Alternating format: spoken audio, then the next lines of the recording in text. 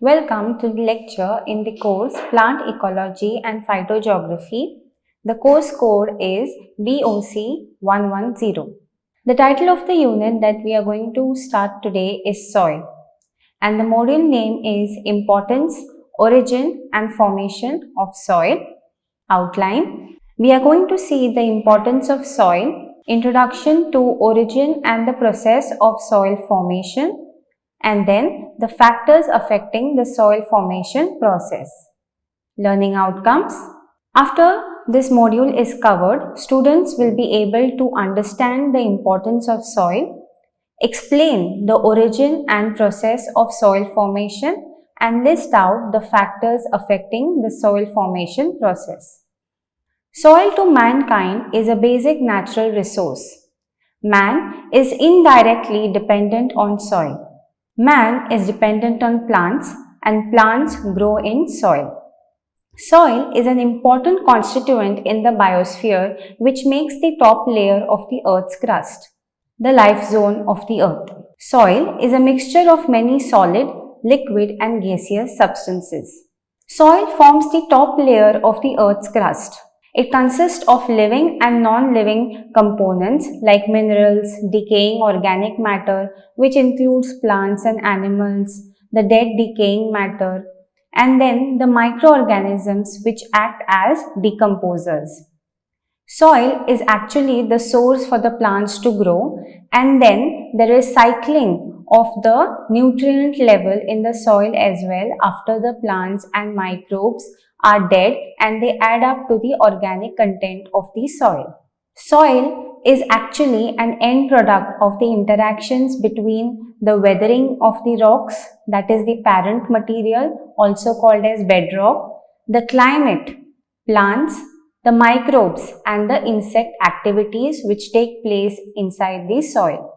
The soil formation is the result of the interactions between the climatic component, the topographic component and the biological component, which includes temperature, water conditions, wind speed, then the region where exactly the soil is located and the biological effects as in the activities in which the plants and animals are involved.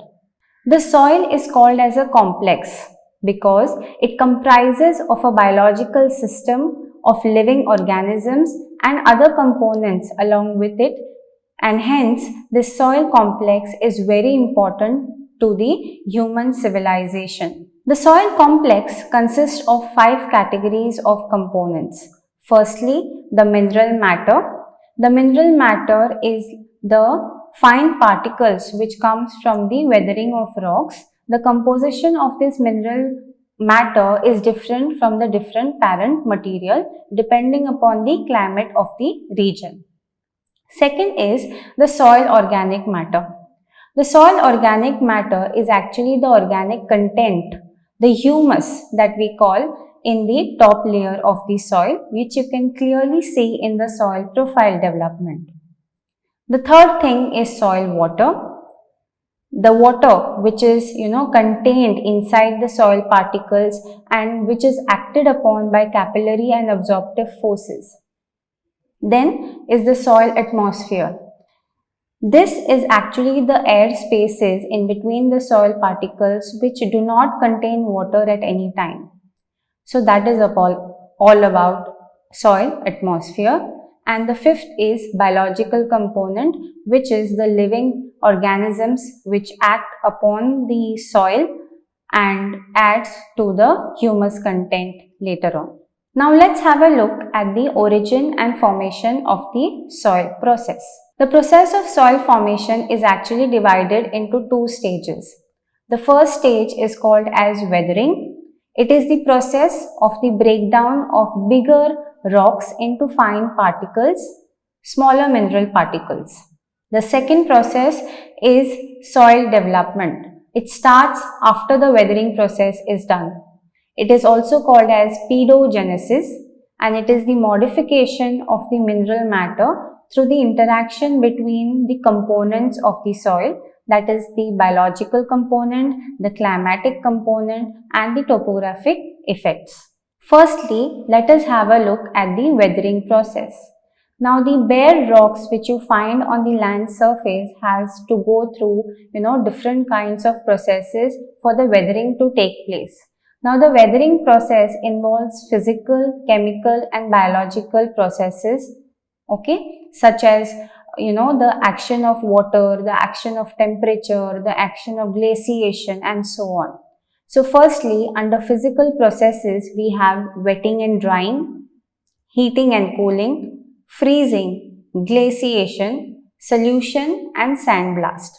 What does wetting and drying means is, when there is, wetting of the rock surfaces, then there is weathering process starting and thus it causes disruption of the rock particles.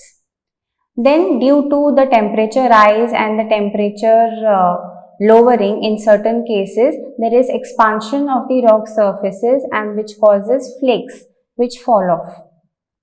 The third thing is freezing, when there is again freezing conditions and the rock particles disrupt due to that. Then you have glaciation, when you have snow, when you have glaciers which are melting, it causes the rock particles to corrode and some kind of rollover action is caused in the mountainous region which causes the disruption of rocks. Then you have the sandblast, which takes place usually in the arid conditions, the desert areas, due to which the sand is formed and the rock particles are into finer particles. The second thing is chemical processes causing weathering. The first is hydration. Hydrolysis also causes disruption of rocks. Then oxidation reduction processes, they are called as reverse processes, which also cause disruption of rocks. Then you have carbonation. Now what happens is, there are certain chemicals which are being produced in the atmosphere and through metabolism of the organisms in the soil also, which causes carbonation, and finally it also causes disruption of rocks. The last one is chelation. Now you must have heard about ecological succession, wherein the lichens, which are the pioneer stage, produces certain organic acids which ultimately causes the corrosion of the rock surface. Okay, so this living matter, that is the lichens, produces certain organic acids. They are called as chelates. So the process of disruption of rocks is called as chelation. The third process is biological process, which works with the physical and chemical processes, okay, the living matter. Now let's come to the second stage of soil formation. It is a biological phenomenon. Soil development or pedogenesis is actually the later stage after the weathering process.